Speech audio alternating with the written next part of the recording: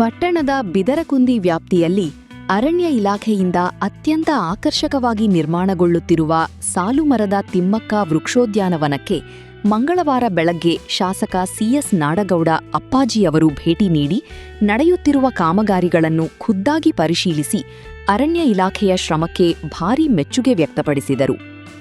ಈಗಾಗಲೇ ಉದ್ಯಾನವನದಲ್ಲಿ ಒಟ್ಟು 4,000ಕ್ಕೂ ಹೆಚ್ಚು ಮರಸಸಿಗಳನ್ನು ನಡೆಲಾಗಿದ್ದು, ಸುಂದರವಾದ ಪ್ರಕೃತಿಯ ಮಡಿಲ ಮಧ್ಯದಲ್ಲಿ ಈ ವೃಕ್ಷೋದ್ಯಾನ ಧಾಮವು ಸಾರ್ವಜನಿಕರನ್ನು ಕೈಬೀಸಿ ಕರೆಯುವಂತೆ ಸಿದ್ಧಗೊಳ್ಳುತ್ತಿದೆ.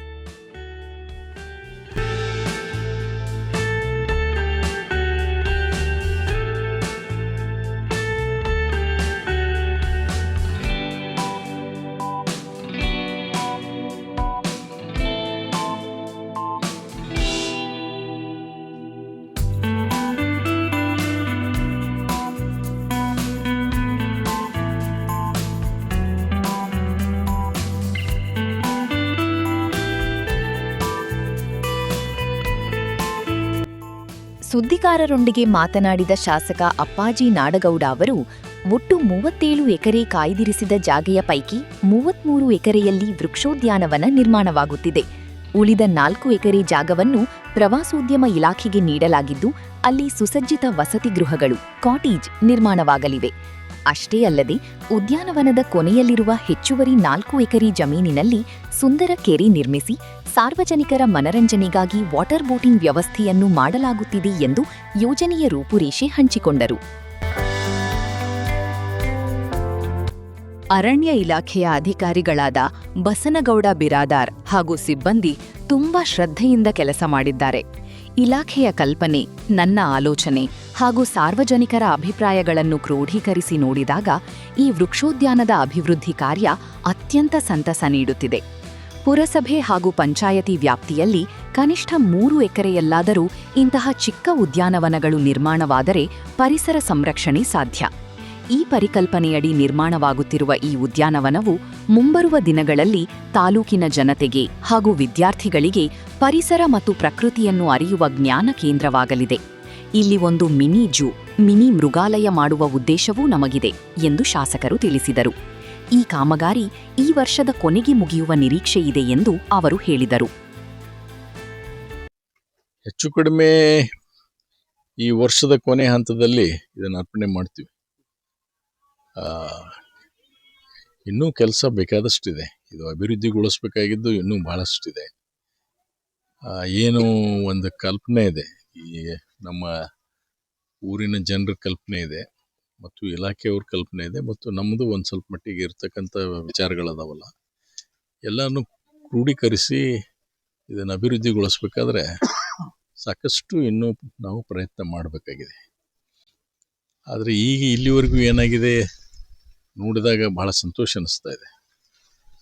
ಬಹಳ ಒಳ್ಳೆ ಕೆಲಸವನ್ನು ಮಾಡಿದ್ದಾರೆ ಅಧಿಕಾರಿಗಳು ಮತ್ತು ಬಹಳ ಶ್ರದ್ಧೆಯಿಂದ ಕೆಲಸ ಮಾಡಿದ್ದಾರೆ. ನಿಜವಾಗಿಯೂ ಇದು ಕೇವಲ ಒಂದು ಕಣ್ಣ ನೋಟಕ್ಕೆ ಮಾತ್ರವಲ್ಲ, ಪರಿಸರ ರಕ್ಷಣೆ ಯಾವ ರೀತಿಯಾಗಿ ಮಾಡ್ಬೋದು ಅನ್ನುವಂಥ ಕಲ್ಪನೆ ಕೂಡ ಇಲ್ಲಿ ಬರುತ್ತೆ. ಈ ಥರ ಸಣ್ಣದಾಗಲಿ, ಪಂಚಾಯತಿ ಲೆವೆಲ್ನಲ್ಲಾಗಲಿ ಪುರಸಭೆ ಲೆವೆಲ್ನಾಗಲಿ ಎಲ್ಲೇ ಒಂದು 3 ಎಕರೆ 4 ಎಕರೆ ಸಿಕ್ಕರೂ ಕೂಡ ಈ ರೀತಿ ಸಣ್ಣದಾದಂಥ ಒಂದು ಉದ್ಯಾನವನವನ್ನು ಮಾಡೋದ್ರಿಂದ ಆ ಪರಿಸರದಲ್ಲಿ ಸಾಕಷ್ಟು ಬದಲಾವಣೆ ತರಬಹುದು. ಆ ಕಲ್ಪನೆಯಿಂದ ಇದು ಪ್ರಾರಂಭ ಮಾಡಿದ್ದು ಇವತ್ತು ಬಹಳ ಬದಲಾವಣೆ ಆಗಿದೆ ಅನ್ನುವಂಥದ್ದನ್ನು ನಾನು ಇಚ್ಛೆ ಪಡ್ತೇನೆ ಮತ್ತು ಇದರಿಂದ ಸಾರ್ವಜನಿಕರಿಗೆ ಒಳ್ಳೆಯ ಪ್ರಯೋಜನ ಆಗ್ತದೆ. ಪ್ರತಿಯೊಂದು ನಮ್ಮ ಮುದ್ದೇಬಿಹಾಳ ತಾಲೂಕದವ್ರಿಗೆ, ವಿಶೇಷವಾಗಿ ಹಳ್ಳಿಯವ್ರಿಗೆ ಮತ್ತು ಶಾಲೆ ಮಕ್ಕಳಿಗೆ ಇಲ್ಲಿ ಬಂದು ಕೇವಲ ನೋಡೋದಲ್ಲ, ಕಲಿಯುವಂಥದ್ದು ಕೂಡ ಮಾಡುವಂಥದ್ದು ಯೋಚನೆ ಇದೆ. ಇಲ್ಲಿ ಒಂದು ಮಿನಿ ಜೂ ಮಾಡಬೇಕು ಅನ್ನುವಂಥದ್ದು ಒಂದು ಹೊಸ ವಿಚಾರ ಬಂದಿದೆ. ಇಲ್ಲಿ ಕೆಲವು ಧಾರ್ಮಿಕ ವಿಚಾರಗಳಿಗೂ ಕೂಡ ಸ್ಪಂದಿಸಬೇಕು. ಇದು ಒಂದು ಉದ್ಯಾನವನ ಒಂದು ಮಾತ್ರವಲ್ಲ, ನಾನು ನೋಡ್ತಾ ಇದ್ದೀನಿ ಅವೆನ್ಯೂ ಪ್ಲಾಂಟೇಶನ್ಸು ಚೆನ್ನಾಗಿ ಮಾಡಿದ್ದಾರೆ. ರಸ್ತೆ ಬದಿಗೆ ಮರಗಳನ್ನು ನಡ್ತಕ್ಕಂಥದ್ದು, ಅದೇ ಅವರು ಪ್ರೋಗ್ರಾಮ್ನಲ್ಲಿ ಇನ್ನೂ ಒಂದು ನಮ್ಮ ನಾಗರಬೆಟ್ಟ ಕೂಡ ಅಭಿವೃದ್ಧಿಗೊಳಿಸ್ಬೇಕನ್ನುವಂಥ ಬೇಡಿಕೆಯನ್ನು ಸರ್ಕಾರದ ಮುಂದೆ ಇಟ್ಟಿದ್ದೀವಿ. ಹೋದ ಬಾರಿಗೆ ನಮ್ಮ ಮಂತ್ರಿ ಆದಂಥ ಈಶ್ವರ್ ಖಂಡ್ರೆ ಅವರಿಗೆ ಅವರು ಆಯಿತು ನಾ ಈ ನೆಕ್ಸ್ಟ್ ಬಜೆಟ್ನಲ್ಲಿ ಕೊಡ್ತೀನಿ ಅಂತ ಹೇಳಿದರು. ಇವತ್ತು ಅವ್ರ ಖಾತೆ ಬದಲಾವಣೆ ಆಗಿದೆ. ಮುಂದೆ ಇನ್ನೂ ಆ ಖಾತೆ ಯಾರಿಗೂ ಕೊಟ್ಟಿಲ್ಲ. ಯಾರಾಗಿ ಬರ್ತಾರ ನೋಡೋಣ. ಅದು ನಾಗರಬೆಟ್ಟ ಕೂಡ ಅಲ್ಲಿ ವನವನ್ನು ನಡೋದ್ರಿಂದ ಅಲ್ಲಿ ಕೂಡ ಅಲ್ಲಿ ಎಂಟೈರ್ ಪರಿಸರನ ಬದಲಾವಣೆ ಆಗ್ತದೆ. ಅಲ್ಲಿ ಬೇಕಾದಷ್ಟು ಗುಡ್ಡ ಅದಾವೆ. ಸರೂರು ಗುಡ್ಡ ಇದೆ. ಇವೆಲ್ಲ ಗುಡ್ಡ ಬರಡಾಗಿದ್ದಾವೆ. ಪರಿಸರ ರಕ್ಷಣೆ ಯಾವ ರೀತಿ ಆದರೆ ನಾವು ರಕ್ಷಣೆ ಆಗ್ತೀವಿ ಅನ್ನೋದನ್ನು ತಿಳ್ಕೋಬೇಕು. ಸೊ ಹೀಗಾಗಿ ಆ ಇಲಾಖೆ ಇರುವುದೇ ಅದಕ್ಕೋಸ್ಕರ.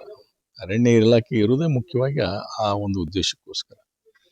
ಅದಕ್ಕೆ ಅವರಿಗೆ ನಾನು ಈ ಸಂದರ್ಭದಲ್ಲಿ ಜನಜಾಗೃತ ಮಾಡುವಂಥ ಕೆಲಸವನ್ನು ಮಾಡಲಿಕ್ಕೂ ಕೂಡ ಹೊರಗಡೆ ಬೋರ್ಡ್ಸ್ ಹಾಕ್ತೀವಿ ಅಂತ ಹೇಳಿದ್ದಾರೆ. ಬಂದಾಗ ಅರಣ್ಯ ರಕ್ಷಣೆ ಆಗಬೇಕು, ಅದರಿಂದ ಏನು ಅಂತೇಳಿ ಬೋರ್ಡ್ಗಳನ್ನು ಹಾಕ್ತೀವಿ ಅಂತ ಹೇಳಿದ್ದಾರೆ. ಮತ್ತು ಒಳಗಡೆ ಬಂದಾಗ ಪ್ರತಿಯೊಂದು ಗಿಡ ಅದರ ಮಹತ್ವ ಏನು ಅನ್ನುವಂಥದ್ದು ಕೂಡ ಇಲ್ಲಿ ನಟ್ಟಿದ್ದಾರೆ. ಇವೆಲ್ಲ ಗಿಡಗಳು ಇದ್ರ ಮಹತ್ವ ಏನು ಅಂತ ಇಲ್ಲಿ ಬೋರ್ಡ್ ಹಾಕ್ತಾರೆ.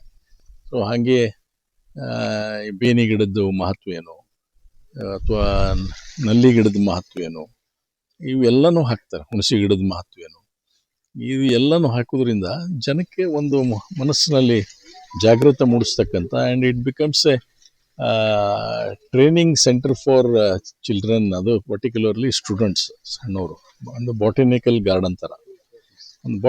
ಗಾರ್ಡನ್ ಥರ ಮಾಡಬೇಕು ಅನ್ನುವಂಥದ್ದು ನಮ್ಮ ಎಲ್ಲರೂ ಕನಸಿದೆ. ಇವರು ಇಲಾಖೆಯವ್ರದ್ದು. ಅದಕ್ಕೆ ಏನು ಸಹಕಾರ ಬೇಕು ನಾವು ನೀಡ್ತೀವಿ. ಮುಂದುಗಡೆ ಒಂದು 4 ಎಕರೆ ಭೂಮಿ DC ಅವ್ರು ಕೊಟ್ಟಿದ್ದಾರೆ. ಸೊ ಜಂಗಲ್ ಲಾಡ್ಜ್ ಮಾಡೋದ್ರಿಂದ ಇಲ್ಲೊಂದು 6 ಅಥವಾ 8 ರೂಮು ವಿತ್ ಡೈನಿಂಗ್ ಹಾಲು ಎಲ್ಲ ಮಾಡುವಂಥ ಪ್ರೋಗ್ರಾಮ್ ಇದೆ. ಅದು ಒಂದು 2-2.5 ಕೋಟಿ ರೂಪಾಯಿ ವೆಚ್ಚದಲ್ಲಿ. ಅದು ಆಯ್ತಂದರೆ ಯಾರು ಈ ಬರ್ತಾರೆ, ಬಂದಾಗ ಸ್ವಲ್ಪ ದಿವಸ ಎಲ್ಲೋ ಇಲ್ಲೇ ಲೋಕಲ್ನವರಾಗಲಿ ಎಲ್ಲಿಯವರಾಗಲಿ ಬಂದು ಸ್ವಲ್ಪ ಹಾಯಾಗಿದ್ದು ಮದುವೆಗೆ ಮುಂಜುವಿಗೆ ಅದಕ್ಕಾರ ಬಂದಾಗ ಉಪಯೋಗ ಆಗೋದಕ್ಕೋಸ್ಕರ ಅದು ಸರ್ಕಾರದ ಮಟ್ಟದಲ್ಲಿ ಪ್ರಪೋಸಲ್ ಕಳಿಸಿದ್ದೀವಿ. ಅದನ್ನು ಪ್ರಯತ್ನ. ಜನಾಕರ್ಷಣೆಯ ಕೇಂದ್ರವಾಗಲಿದೆ ಬೃಹತ್ ಧ್ಯಾನಸ್ಥ ಶಿವನ ಪ್ರತಿಮೆ. ವೃಕ್ಷೋದ್ಯಾನವನದ ಮತ್ತೊಂದು ಪ್ರಮುಖ ಆಕರ್ಷಣೆಯಾಗಿ ಆಧ್ಯಾತ್ಮಿಕ ಪರಿಸರ ನಿರ್ಮಿಸಲು ವಿಜಯಪುರದ ಪ್ರಸಿದ್ಧ ಶಿವಗಿರಿಗಿಂತಲೂ ದೊಡ್ಡದಾದ ಬೃಹತ್ ಧ್ಯಾನಸ್ಥ ಶಿವನ ಪ್ರತಿಮೆಯನ್ನು ಇಲ್ಲಿ ನಿರ್ಮಾಣ ಮಾಡಲಾಗುವುದು ಎಂದು ಶಾಸಕರು ಇದೇ ವೇಳೆ ತಿಳಿಸಿದರು. ಪಟ್ಟಣದ ಜನರ ಸಾಂಸ್ಕೃತಿಕ ಹಾಗೂ ಆಧ್ಯಾತ್ಮಿಕ ಅಭಿಪ್ರಾಯದಂತೆ ಈ ಪ್ರತಿಮೆ ತಲೆ ಎತ್ತಲಿದ್ದು ಪ್ರವಾಸೋದ್ಯಮಕ್ಕೆ ದೊಡ್ಡ ಶಕ್ತಿ ಬರಲಿದೆ. ಈ ಪ್ರತಿಮೆ ನಿರ್ಮಾಣಕ್ಕಾಗಿ ಸಾರ್ವಜನಿಕರಿಂದ ದೇಣಿಗೆ ಸಂಗ್ರಹಿಸಲು ವಿಶೇಷ ಸಮಿತಿಯೊಂದನ್ನು ರಚಿಸಲಾಗುವುದು ಹಾಗೂ ಶೀಘ್ರದಲ್ಲಿ ಇದೇ ಸ್ಥಳದಲ್ಲಿ ಸಾರ್ವಜನಿಕ ಸಭೆ ನಡೆಸಿ ಮುಂದಿನ ಕ್ರಮ ಕೈಗೊಳ್ಳಲಾಗುವುದು ಎಂದು ವಿವರಿಸಿದರು. ವಿಚಾರಗಳಿಗೂ ಕೂಡ ಸ್ಪಂದಿಸಬೇಕು ಅನ್ನೋಂಥ ಇಲ್ಲಿ ಮೂರ್ತಿಗಳನ್ನು ಮಾಡಬೇಕು ಅನ್ನುವಂಥದ್ದನ್ನು, ಏನಾದರೂ ಮೂರ್ತಿಗಳನ್ನು ಮಾಡಬೇಕು, ಜನರು ಬಂದು ಆ ಆಕರ್ಷಣೆಗೋಸ್ಕರ ಒಂದು ಕಲ್ಚರಲ್ ಸೆಂಟರ್ ಆಗಲಿಕ್ಕೂ ಕೂಡ ಸಾಧ್ಯ ಆಗ್ತದೆ. ಸದ್ಯದರಲ್ಲಿ ಶಿವನ ಮೂರ್ತಿಯೇ ಮಾಡೋಣ ಅಂಥದ್ದು ಒಂದು ಕಲ್ಪನೆ ಇದೆ. ಇಲ್ಲ ಕುಂತಿದೆ, ನಿಂತಿರೋದಲ್ಲ. ಶಿವ ಏನು ಧ್ಯಾನದಲ್ಲಿರ್ತಾರೆ, ಆ ಶಿವ ಧ್ಯಾನದಲ್ಲಿರ್ತಕ್ಕಂಥ ಮೂರ್ತಿ ಮಾಡೋಣ ಅಂತ ಆಲೋಚನೆ ಮಾಡಿದ್ದೀವಿ. ಅದಕ್ಕೆ ಸಾರ್ವಜನಿಕರ ವಂತಿಕೆ ಕೂಡ ಬೇಕಾಗ್ತದೆ. ಅದಕ್ಕೆ ನಾವು ಪ್ರೊವಿಷನ್ ಮಾಡಲಿಕ್ಕೆ ಕಷ್ಟ ಆಗ್ತದೆ. ಇಲಾಖೆ ವತಿಯಿಂದ ಸಾರ್ವಜನಿಕರ ವಂತಿಕೆ ಕೂಡ ನಾವು ಕೇಳಬೇಕು ಅನ್ನೋದನ್ನು ಈಗ ಮಾತಾಡಿದ್ದೀವಿ. ಅದನ್ನು ಮಾಡಿಸ್ಲಿಕ್ಕೂ ಪ್ರಾರಂಭ ಮಾಡ್ತೀವಿ. ನಾಗರಬೆಟ್ಟ, ಸರೂರ ಬೆಟ್ಟದಲ್ಲೂ ವೃಕ್ಷೋದ್ಯಾನ. ಮುದ್ದೇಬಿಹಾಳದಲ್ಲಿ ಅರಣ್ಯ ಇಲಾಖೆಯಿಂದ ಶ್ಲಾಘನೀಯ ಪರಿಸರ ಸ್ನೇಹಿ ಕಾರ್ಯ ನಡೆದಿದೆ ಎಂದ ಶಾಸಕರು ಮುಂದಿನ ದಿನಗಳಲ್ಲಿ ನಾಗರಬೆಟ್ಟ ಹಾಗೂ ಸರೂರ ಬೆಟ್ಟದಲ್ಲೂ ಸಹ ವೃಕ್ಷೋದ್ಯಾನಗಳನ್ನು ಮಾಡಲಾಗುವುದು ಎಂದರು. ಸಾರ್ವಜನಿಕರು ತಮ್ಮ ಮಕ್ಕಳ ಹುಟ್ಟಿದ ಹಬ್ಬ, ಹಿರಿಯರ ಮದುವೆ ವಾರ್ಷಿಕೋತ್ಸವದ ಸವಿನೆನಪಿನಲ್ಲಿ ಗಿಡಗಳನ್ನು ನೆಟ್ಟು ಪೋಷಿಸಲು ವಿಶೇಷ ವನ ಮೀಸಲು ಇಡಲಾಗುವುದು ಮತ್ತು ಸಂಪರ್ಕಕ್ಕಾಗಿ ಹಡಲಗೇರಿ, ಬಿದರಕುಂದಿ ರಸ್ತೆ ನಿರ್ಮಾಣ ಮಾಡಲಾಗುವುದು ಎಂದು ಭರವಸೆ ನೀಡಿದರು. ಸಾಧ್ಯನೋ ಎಲ್ಲ ಮಾಡುವಂಥದ್ದಕ್ಕೆ ಹಂತವಾಗಿ ಏನು ಬೇಕು ಎಲ್ಲ ಮಾಡುವಂಥದ್ದಕ್ಕೆ ಸಾರ್ವಜನಿಕರು ಉತ್ಸಾಹ ಇದೆ, ನಮ್ಮದು ಉತ್ಸಾಹ ಇದೆ.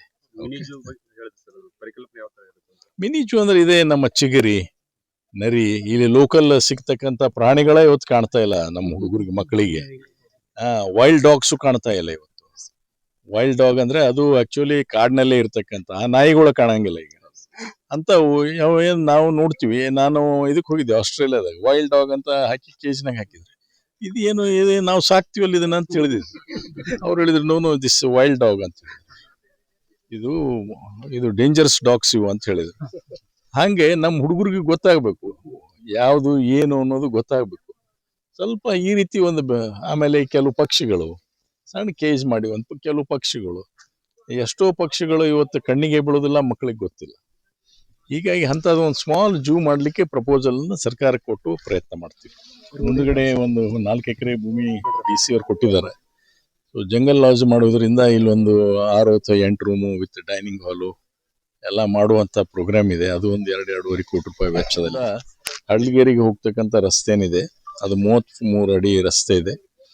ಅದನ್ನು ಈ ವರ್ಷದ ಪ್ರೋಗ್ರಾಮ್ನಲ್ಲಿ ಸೇರಿಸಲಿಕ್ಕೆ ಪ್ರಯತ್ನ ಮಾಡಿ. ಈಗ ಅರ್ಧ ರೋಡ್ ಆಗಿದೆ, ಈಗ ಬಿದರಕುಂದಿ ಟು ಇಲ್ಲಿವರೆಗೂ ಆಗಿದೆ. ಇಲ್ಲಿಂದ ನಮ್ಮ ಮೇನ್ ರೋಡ್, ಹಳ್ಳಿಗೇರಿ ಮೇನ್ ರೋಡ್ ವರೆಗೂ ಆಗಬೇಕು. ಸೊ ಅದಾತಂದ್ರೆ ಬರ್ಲಿಕ್ಕೆ ಹೋಗ್ಲಿಕ್ಕೆ ಎಲ್ಲರಿಗೂ ಹೆಚ್ಚು ಅನುಕೂಲ ಆಗ್ತದೆ. ನೋಡೋಣ, ಮೊದಲು ರಸ್ತೆ ಆಗಲಿ, ಆಮೇಲೆ ಶಾಸಕರ ಭೇಟಿಯ ಸಂದರ್ಭದಲ್ಲಿ ಪ್ರಾದೇಶಿಕ ವಲಯ ಅರಣ್ಯಾಧಿಕಾರಿ ಬಸನಗೌಡ ಬಿರಾದಾರ್, ಸಾಮಾಜಿಕ ವಲಯ ಅರಣ್ಯಾಧಿಕಾರಿ ಗಿರೀಶ ಹಲಕುಡೆ, ಪ್ರಮುಖರಾದ ಯಲಗುರದ ಪಗುಬ್ಬಿ, ವಿನಾಯಕ ಭೂಂಬಾಳೇಕರ್, ಹಸಿರು ತೋರಣ ಬಳಗದ ಸದಸ್ಯರು, ಪಟ್ಟಣದ ಗಣ್ಯರು ಹಾಗೂ ಮಾಜಿ ಪುರಸಭಾ ಸದಸ್ಯರು ಉಪಸ್ಥಿತರಿದ್ದರು.